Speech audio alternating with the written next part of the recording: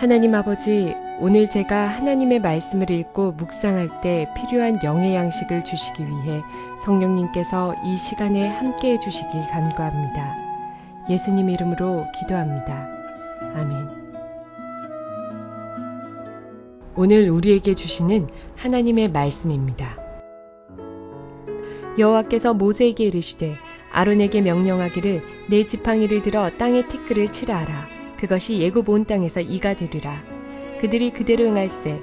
아론이 지팡이를 잡고 손을 들어 땅에 티끌을 치매 애굽 온 땅의 티끌이 다 이가 되어 사람과 가축에게 오르니 요술사들도 자기 요술로 그같이 행하여 이를 생기게 하려 하였으나 못하였고 이가 사람과 가축에게 생긴지라. 요술사가 바로에게 말하되 이는 하나님의 권능이니이다 하였으나 바로의 마음이 완악하게 되어 그들의 말을 듣지 아니하였으니 여호와의 말씀과 같더라. 사랑하는 성도 여러분, 평안하셨습니까? 오늘도 주님께서 주시는 말씀을 통하여 은혜로운 하루를 살아가시기 바랍니다. 오늘 우리에게 주실 하나님의 말씀은 출애굽기 8장 16절에서 19절 말씀입니다. 바로가 첫 번째, 두 번째 재앙에도 불구하고 하나님의 말씀에 순종하지 않자 하나님께서는 세 번째 재앙인 이의 재앙을 내리십니다. 나일강 주변에 비옥한 땅이었던 그것을 쳐가지고 이로 만들어서 바로에게 고통을 주는 것이었습니다. 애굽 사람들에게 고통을 주었습니다. 그런데 이번 세 번째 재앙에 있어서는 첫 번째, 두 번째 재앙과 달리 미리 예고를 하시지 않고 그 재앙을 내리십니다.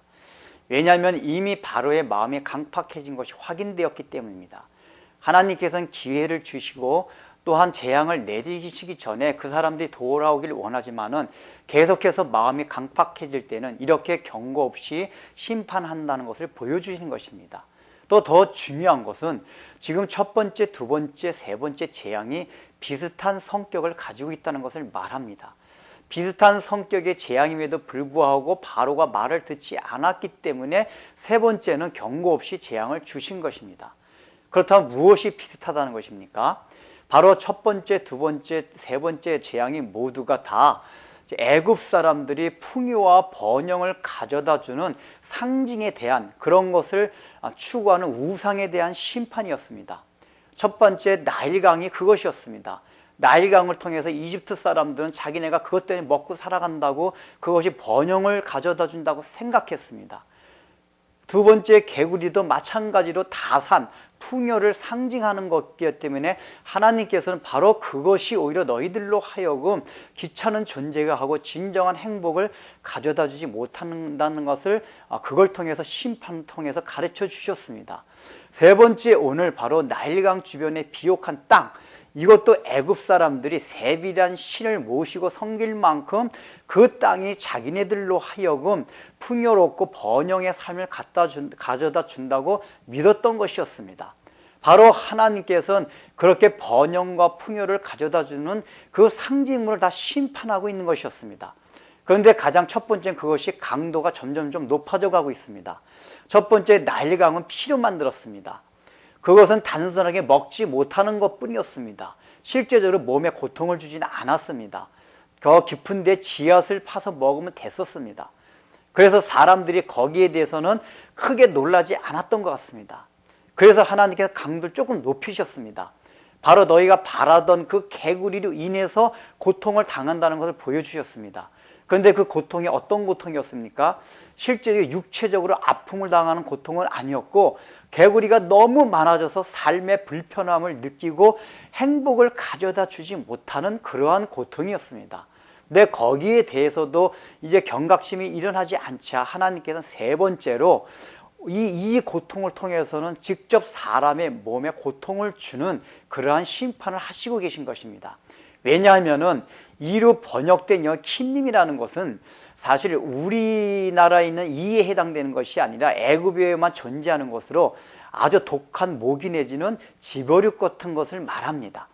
이 곤충은 굉장히 독해가지고 옷을 뚫고도 들어와서 사람의 피를 아주 깊이 빨아먹고 또 사람의 콧구멍까지 들어와가지고 굉장히 괴롭히던 그런 곤충이었다고 합니다. 하나님께서는 이 곤충을 통해 가지고 바로 사람 몸에 굉장히 고통스러움을 준 것입니다. 그렇다면 무엇을 가르쳐 준 것입니까? 바로 이 일을 만드는 데 있어서 그냥 허공에다 대고 일을 만든 것이 아니라 너희가 그렇게 번영과 풍요의 상징으로 생각하던 비옥한 나일의 삼각주 그 땅을 통해 가지고 일을 만드신 것입니다. 개구리를 만들 때와 똑같은 상황입니다. 그런데 지금 성경의 표현을 보십시오. 땅을 쳐가지고 일을 만들었다고 표현하지 않고 땅에 티끌을 지팡이 쳐가지고 일을 만들었다고 표현하고 있습니다. 여러분, 땅에 티끌이라는 게 먼지를 말하는 겁니다. 먼지를 어떻게 칠 수가 있습니까? 실제적으로 모세가 땅을 친 것입니다. 그런데 성경이 땅에 티끌로 쳤다고 표현된 것은 그만큼 땅이 티끌과 같은 존재라는 것을 하나님께서 지금 우리에게 알려주시고자 하는 것입니다. 애굽 사람들이 자기네가 그렇게 믿고 의지하던 그 비옥한 땅은 사실은 티끌과 먼지에 지나지 않는다는 것을 하나님께서 먼저 말씀해 주시고자 하는 것입니다. 그래서 결국은 너희가 생각하던 그 땅이 티끌과 같았고 그 티끌이 결국 뭐로 변합니까? 너희들을 괴롭히는 곤충, 이로 변하고 있다는 것을 말씀해 주시는 것입니다.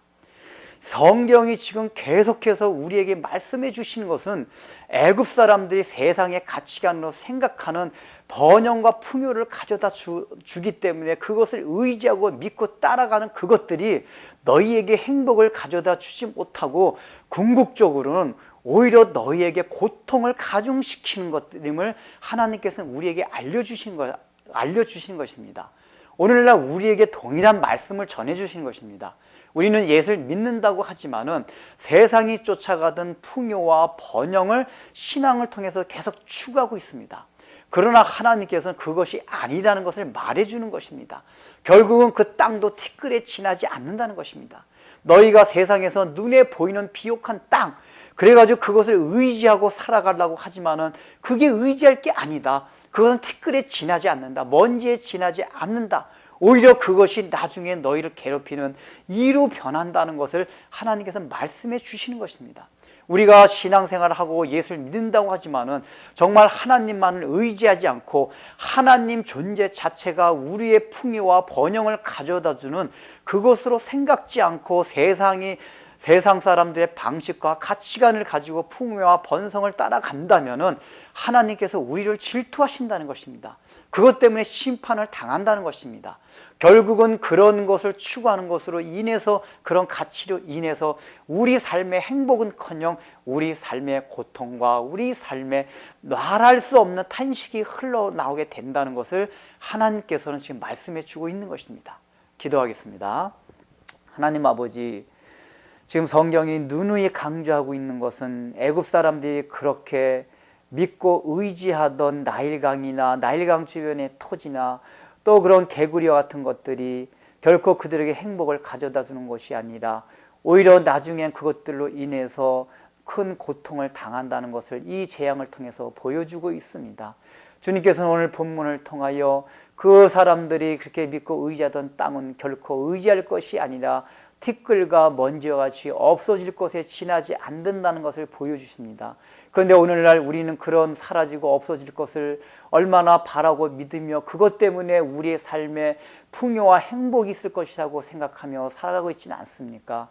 하나님께서는 그것들을 질투하시며 그것들을 심판하신다는 사실을 생각하며 애굽 사람들의 그 생활 방식과 가치를 따라가지 말게 하여 주옵시고 오직 하나님만을 의지하며 그 하나님 손안에 우리의 행복과 번영이 있다는 것을 늘 기억하며 살아가게 하여 주옵소서. 예수님의 이름으로 기도드립니다. 아멘.